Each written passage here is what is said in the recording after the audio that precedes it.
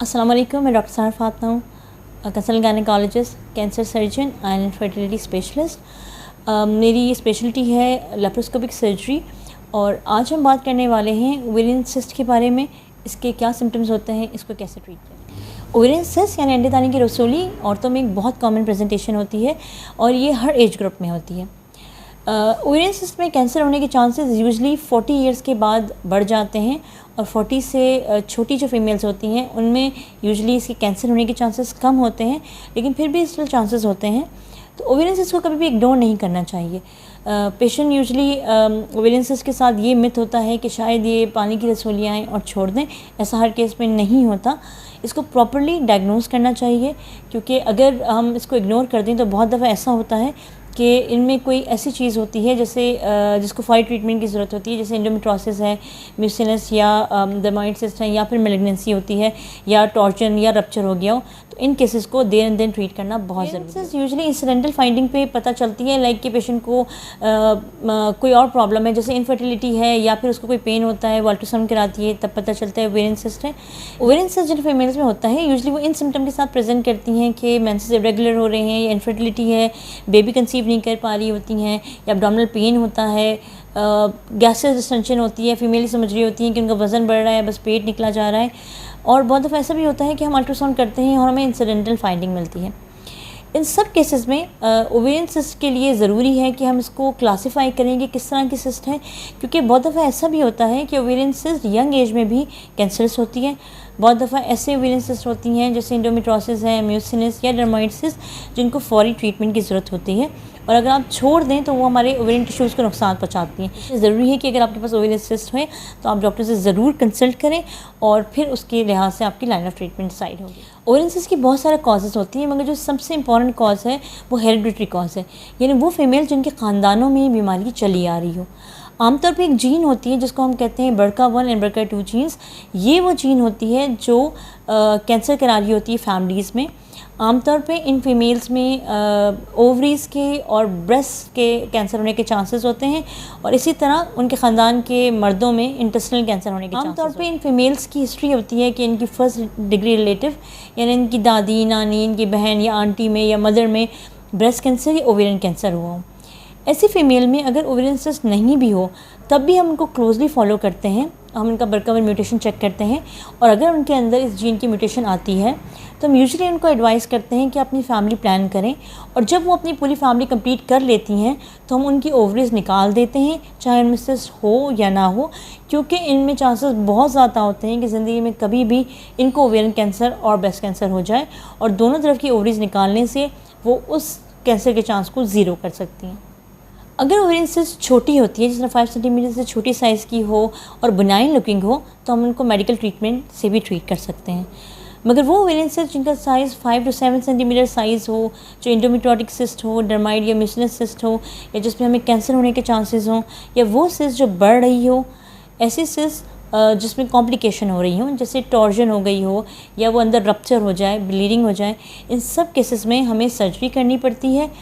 आमतौर पे इस तरह के केसेस में सर्जरी लेप्रोस्कोपी से करनी चाहिए, और वही सबसे बेहतर सर्जरी होती है, क्योंकि लेप्रोस्कोपी सर्जरीज़ मिनिमल इन्वेजिव होती हैं, इनसे एब्डोमेन के अंदर भी कोई एडिशंस नहीं आती हैं, और इसके अलावा ये लॉन्ग टर्म में भी बहुत यूज़फुल होती हैं। लेप्रोस्कोपी सर्जरीज़ में हमें इंटरनल एब्डोमेन का एक बहुत अच्छा व्यू मिलता है, हम दोनों ओवरीज़ को देख सकते हैं, और इसके अलावा लेप्रोस्कोपी सर्जरी का सबसे अच्छा फ़ायदा ये होता है कि इसमें हम रिकंस्ट्रक्टिव सर्जरी बहुत अच्छी कर सकते हैं, because of course young patient है, हम उनकी ओवरी निकालना नहीं चाहते, तो हम उनकी ओवरी में से सिस्ट निकाल के ओवरी की रिकंस्ट्रक्शन करते हैं, और ये बेस्ट होता है अगर आप इसको लेप्रोस्कोपी से करें। इसलिए अगर आपको ऐसी कोई प्रॉब्लम हो तो आपको उस डॉक्टर के पास जाना चाहिए जो लेप्रोस्कोपिक एक्सपर्ट हो। बहुत दफ़ा गायनेकोलॉजिस्ट मुझे वो पेशेंट रेफ़र कर रही होती हैं जिनको ओवेरियन सिस्ट होती है। इसमें एब्डोमिनल मास, बिग मासेस भी शामिल हैं, जैसे 30-35 सेंटीमीटर साइज़। इनको भी हम लेप्रोस्कोपी के एक 1 to 2 सेंटीमीटर स्कार से ही ट्रीट करते हैं। ये गोल्ड स्टैंडर्ड ऑफ ट्रीटमेंट है। बहुत दफ़ा लोग इस डर से सर्जरी नहीं करा रहे होते कि अगर सर्जरी कराएंगे तो ओवरीज निकालनी पड़ेगी। डॉक्टर की भी प्रेफरेंस यही होती है कि आपकी अंडेदानी से रसोली निकाल के आपकी अंडेदानी को बचा लिया जाए। सो अगर आपके जहन में ये मिथ है, इसकी वजह से अपनी ट्रीटमेंट नहीं करा रही है, तो उस मिथ को निकाल दें। आपने अगर अपनी ओवरी बचानी है तो ज़रूरी है कि आप सर्जरी करा के इसमें से सिस्ट को निकाल दें। वरना अगर ये सिस्ट बहुत अरसे तक पड़ी रहेगी तो ये आपकी पूरी अंडेदानी को, मैंने पहले कहा कि ओवेरियन सिस्ट में कैंसर होने के चांसेस भी होते हैं, इसलिए इनको कभी भी अल्ट्रासाउंड गाइडेड एस्पिरेशन नहीं करना चाहिए।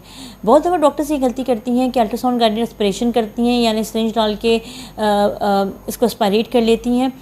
अगर उनके अंदर कैंसर हो तो जो ट्रैक सिरिंज ने बनाया होगा वहाँ पे कैंसर फैल जाएगा। ओवेरियन कैंसर के ट्रीटमेंट का सबसे इम्पॉर्टेंट स्टेप ये होता है कि इस सिस्ट के अंदर जो चीज़ें हैं वो स्प्लिज नहीं होने पाएँ। हम यूजुअली जब लेप्रोस्कोपिक सर्जरी करते हैं तो हम एक इंडो बैग डालते हैं, ओवेरियन सिस्ट को निकाल के उस बैग में डाल देते हैं और उस बैग को क्लोज करके एब्डोमेन से बाहर निकाला जाता है। क्योंकि अगर ड्यूरिंग सर्जरी ये सिस्ट फट जाए या इसकी स्प्लिज हो जाए, जो आमतौर पर ओपन सर्जरी में बहुत ज़्यादा होती है या उन केसेस में होती हैं जहाँ पे लोग अल्ट्रासाउंड गाइडेड एस्पिरेशन कर रहे होते हैं, तो ये अगर कैंसर हो तो पूरा फैल जाएगा। सो बेटर ट्रीटमेंट ये है कि आप लेप्रोस्कोपी में कैमरा डालें, उसमें हमें कंप्लीट विजन नज़र आ रही होती है और under direct vision ovarian cyst को निकाला जाए, ताकि ना सिर्फ वो अंदर फटने ना पाए, इसका स्प्लिज ना हो, और अगर खुदा न खास्ता कैंसर हो तो उसके फैलने के चांसेस ज़ीरो किए जा सकें। तो जब हम ओवेरियन सिस्ट निकालते हैं, हम इनकी बायोप्सी ज़रूर कराते हैं। बहुत दफ़ा ऐसा भी होता है कि ड्यूरिंग सर्जरी हमें ये डाउट होता है कि ये मैलिग्नेंसी है। इन केसेस में हम ड्यूरिंग सर्जरी एक तरह की बायोप्सी कराते हैं जिनको हम कहते हैं फ्रोजन सेक्शन। उससे हमें ड्यूरिंग सर्जरी ये डिसाइड करने में मदद मिलती है कि आया ये बिलाइन कैंसर है या मैलिग्नेंट, क्योंकि अगर ये मैलिग्नेंट होता है तो हम देर एंड देन प्रोसीड करने के बारे में सोचते हैं। वो ख़वातीन जिनकी माहवारी बंद हो चुकी होती है, जब ओवेरियन सिस्ट के साथ प्रेजेंट करती हैं तो उनमें कैंसर होने के चांसेस बहुत ज़्यादा बढ़ जाते हैं। सो अकॉर्डिंगली आमतौर पे इन ख़वातीन को जो ट्रीटमेंट हम देते हैं उसमें हम यही करते हैं कि उनकी दोनों तरफ की अंडेदानी को ही लेप्रोस्कोपिक निकाल दिया जाता है। इनमें ओपन सर्जरी बिल्कुल भी नहीं करनी चाहिए और उनमें एस्पिरेशन तो करना ही नहीं चाहिए। इनकी अल्टीमेटली ट्रीटमेंट यही होती है कि लेप्रोस्कोपी की जाए और दोनों तरफ की अंडेदानी को निकाल दिया जाए। मगर वो ख़वातीन जो किसी वजह से ऑपरेशन नहीं करा सकती या ऑपरेशन नहीं कराना चाहती, हम उनको ऑब्ज़र्व भी करते हैं। ये उन केसेस में होता है जहाँ ये अंडेदानी की सूलियाँ बहुत छोटी होती हैं, जैसे 3 to 5 सेंटीमीटर साइज़ से भी कम होती हैं और कोई सिम्टम्स नहीं कर रही। इन केसेस में ओवेरियन कैंसर होने के चांसेस होते हैं। उनको हमेशा ऐसे सर्जन से ऑपरेट कराना चाहिए जो गायनी ऑन्कोलॉजिस्ट हो, यानी कैंसर सर्जन हो। बहुत दफ़ा हमारे पास पेशेंट रेफ़र होते हैं जिनकी सर्जरी गायनेकोलॉजिस्ट ने की होती है, मगर क्योंकि वो कैंसर एक्सपर्ट नहीं होती हैं तो वो सर्जरी के दौरान जो इम्पॉर्टेंट स्टेप लेने चाहिए कैंसर सर्जरी के लिए वो नहीं लेती, और फीमेल बाद में जब प्रेजेंट करती है तो उनका कैंसर फैल चुका होता है बॉडी के दूसरे ऑर्गन में। कैंसर की सर्जरी बहुत सेंसिटिव सर्जरीज होती हैं, तो यूजुअली इनको बहुत सोच समझ के प्लान करना चाहिए। जब हम इन पेशेंट की सर्जरी करते हैं तो हम इनकी एब्डोमेन में से सैंपल लेते हैं, दूसरे स्ट्रक्चर से भी सैंपल लेते हैं और पूरे एब्डोमेन को एवल्यूएट किया जाता है कि कैंसर कहाँ कहाँ फैला है, और इसके लिहाज से डिसाइड करते हैं कि हमें सर्जरी के बाद इनको कीमोथेरेपी या रेडियोथेरेपी देनी है कि नहीं देनी। सो बहुत इंपॉर्टेंट है कि जब आप किसी भी किस्म के कैंसर की सर्जरी करा रहे हो तो उस डॉक्टर से कराएं जो कैंसर एक्सपर्ट हो और उसको आइडिया हो कि आपके लिए क्या हेल्पफुल है। जब भी आपको कोई प्रॉब्लम हो तो आप डॉक्टर के पास ज़रूर जाएं, उनसे मशवरा लें। बहुत दफ़ा ऐसा होता है कि डॉक्टर आपको बताती है प्रॉब्लम बिलाइन है और आपको कुछ भी नहीं करना, सो आपको तसल्ली हो जाती है कि कोई चीज़ मिसडायग्नोस नहीं हो रही। सो अपनी हेल्थ को प्रेफरेंस दें और अगर कोई भी प्रॉब्लम हो तो आप डॉक्टर के पास जाके मायना कराएं और हमेशा उस डॉक्टर से ही इलाज कराएं जो उस फील्ड का एक्सपर्ट हो, क्योंकि बीइंग अ कैंसर सर्जन मैं बहुत से केसेस देखती हूँ जिनकी फ़र्स्ट सर्जरी ही कैंसर सर्जन से नहीं हुई होती और जब हमारे पास आते हैं तो ऑलरेडी बहुत लेट हो चुके होते हैं, कैंसर फैल चुका होता है। कैंसर सर्जरी के लिए सबसे इंपॉर्टेंट चीज़ ये है कि टाइमली डायग्नोस हो, सही जगह से ट्रीट हो और टाइमली ट्रीट हो। Thank you so much for watching this video. अगर आप मुझसे कंसल्ट करना चाहें तो ऑनलाइन वीडियो कंसल्टेशन के ज़रिए कर सकते हैं या फिर मुझे मेरे क्लिनिक पे विज़िट कर सकते हैं। Thank you so much.